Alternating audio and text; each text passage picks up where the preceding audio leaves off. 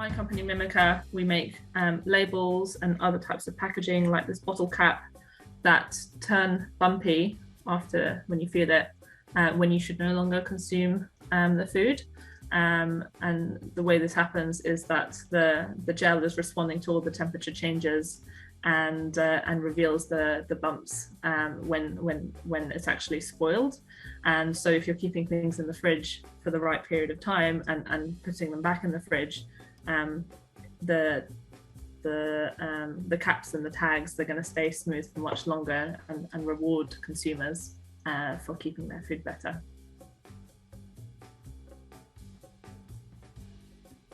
I was originally thinking about people with visual impairments and the fact that they can't read expiry dates. And at university, I wanted to kind of do a project around this, but very quickly realized that we're all kind of blind to when our food really spoils, which is why we're wasting so much as well. So I realized that on many levels, the expiry date system is broken. It's very inaccessible. And then to those who can access it, it's very misleading. Up to 70% of the food that we waste in the UK is still perfectly edible. So I just realized we needed a completely different approach around something that's based on the real way that food has been stored, rather than just currently dates are calculated to the worst case scenario, because they don't know what you and me are going to do when we leave the store and how we're going to store it.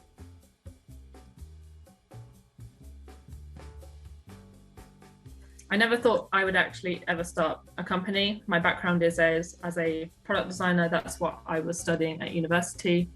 And while at university, I invented a concept for a label that tells you exactly when food really spoils according to the temperature conditions that it's been through, in order to tackle enormous amounts of food waste that we see due to overcautious expiry dates.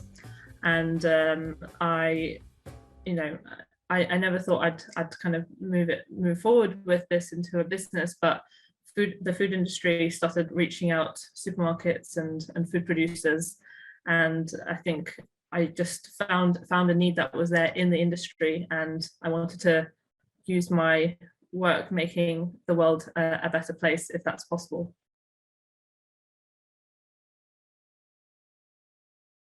When I consider the last few years and the journey that it has taken to come to this point, I think the biggest challenge overall has been the length of time that it's taken to develop this new technology that I had the concept for while at university, and actually first developing it so it works, in a lab on the lab bench, and then so getting that to work already accurately, that was a challenge, and then getting that when you're scaling up manufacture and getting what was working, when you're hand making it on the lab bench and getting that to work at scale the same way every single time is another challenge that we've been going through. So all of this has taken time, and a challenge has been kind of keeping the venture funded throughout this process, because there are some types of companies where you're taking something that you can already buy, and then you're maybe putting a brand on it and selling it on, or taking a product that already exists and selling it into a different country, or creating an app which is a bit quicker to develop. But there's a lot of good that you can do with physical products and with technologies that don't yet exist. But the challenge there is that you need to persevere a bit more and apply for grant funding from the government and get investors on board that share the kind of more long-term vision with you. But that's not always easy.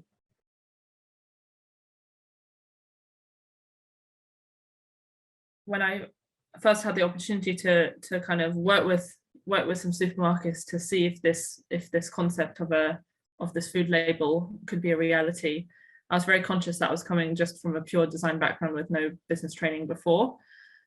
So it was very intimidating, and I definitely thought I had a certain way, like wear certain clothes, show some sort of alpha personality, and that worked for a little bit. But then when I started hiring my team, there was something like that wasn't true to myself about the way I was handling myself. But I thought that that's what I'm now a business person. This is what business people do. But what I actually found is that there's lots of different ways of running a business, and I naturally am a more collaborative and probably less serious person. I love cracking a joke, and so when I kind of shifted to kind of my more natural way of being, I got the most out of my team.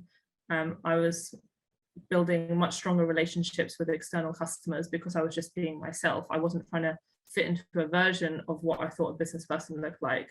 And I think that's really important because, you know, what we're trying to do here is find new, better ways of doing business. And we're not going to get there by doing it exactly how it was done in the past.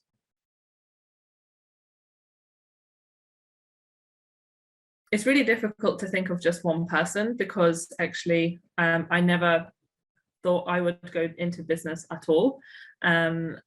So I guess when I tried to think of maybe one person, it would be kind of probably one of my friends that was encouraging me to do what I was doing. I guess I graduated from my design degree thinking I was going to go into a career in that, and I remember I was coming to the end of one of my internships, you know, to do work experience, and I hadn't lined up anything after that, and because I was so busy meeting with potential customers for the food label, and I was telling my friends that I was worried that you know, oh gosh, I haven't got another job lined up. And he said to me, what are you talking about? You're already doing it. And I think what he saw is that I was already starting a business and I hadn't seen it yet as I was starting a business. So I think just that encouragement, and he said, you know, just go full in for 6 months and see what happens. And that was a really good piece of advice. When I think about what business is like in terms of diversity and inclusion, I can only talk about it from my own personal perspective, which is as a woman, but as a white middle class woman. All I can say is that more and more I'm seeing that there's a lot more support for female entrepreneurs available when you're just starting out. There are special pots of funding that you can apply for. There are programs that are going to help you get the business connections that you need to get you started. And there are also mentoring programs to someone can, a more experienced business person, to sit down with you and kind of walk you through the first steps of getting started. This is really wonderful to see. And I think that should make it easier and easier for women coming up and wanting to start their business than it has been before.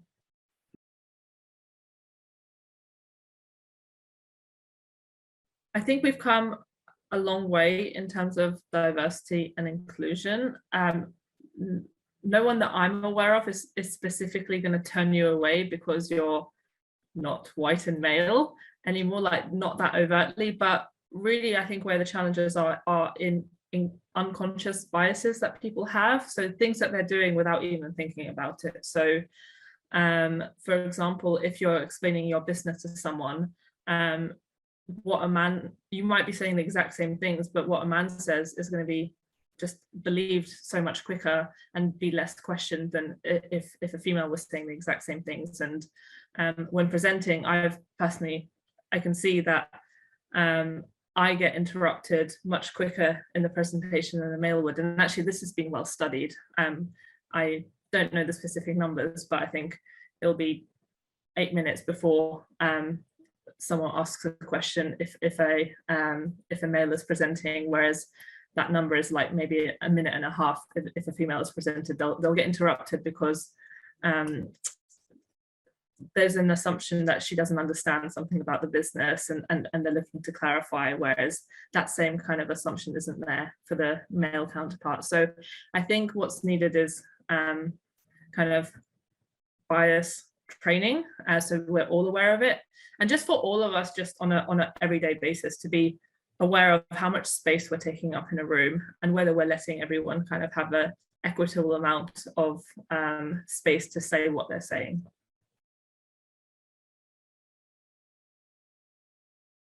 At my company, Mimica, one of our company values is diverse expertise. So we're really trying to bring together people from all walks of life, especially as our product is going into the food industry and will be used by people of all walks of life. It's really important that we consider these very different perspectives when we're designing our product. It makes our product better by doing so. And so our team is, for its size, is, I would say, fairly diverse in terms of the age groups, the cultural backgrounds that people come from, and we're actually over more than half of us are female as well. So I'm proud of the kind of little diverse team that we've built, and I look forward to kind of continue building that in future. And one of the ways, for example, we do that is when we're interviewing for a job, we make sure that at least one candidate that reaches the interview stage is someone from a diverse cultural background, for example, who perhaps on their CV, it might look like they have had less experience than someone else, but because of the biases in society, they may have not had the chance to prove themselves in previous roles. So it's kind of giving people a chance, and we've made some, we have an absolutely brilliant team through doing this process.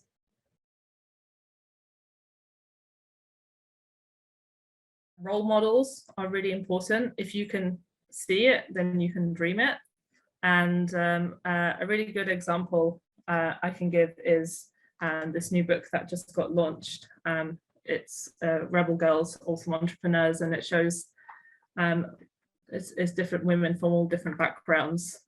The story of them starting their businesses. It's directed at kind of teenage children, which is really impressive. And if I can plug myself a little bit as well, I've been included in the book as well, which is really cool. It just got launched this week. So I think things like this is really important, and it even has kind of a thing at the back which kind of gives you tips about how to start your own business and how to calculate your profit. So I think improving the literacy among children that come from all different backgrounds of business is really important, and I love supporting projects like this.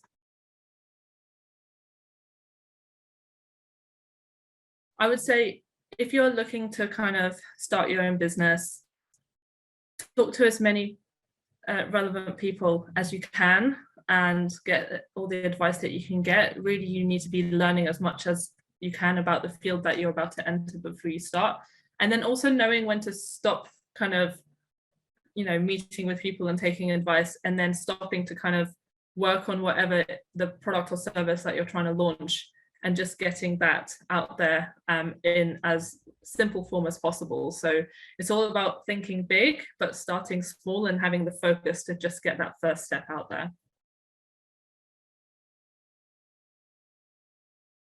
I don't think it's important to study business to go into business. That's certainly not my background. I didn't even study business at A-level or GCSE. I come from a design background, so I've had to learn a lot of things on the job, and that's completely possible. But I would say that I have brought in people to work with into the team who do have the knowledge of, for example, doing really good market research and doing financial planning and modeling.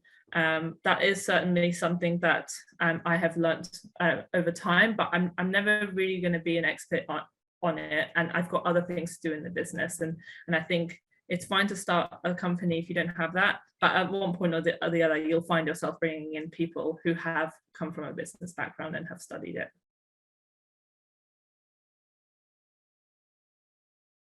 Every year, I'm seeing more and more female entrepreneurs coming up and trying to disrupt the food industry, and it's great to have that diversity of thought within a very typically male dominated industry, and I hope it continues, and we together are able to build a food industry that is sustainable, equitable, and it solves some of the challenges that we're seeing today, such as waste and at the same time as hunger.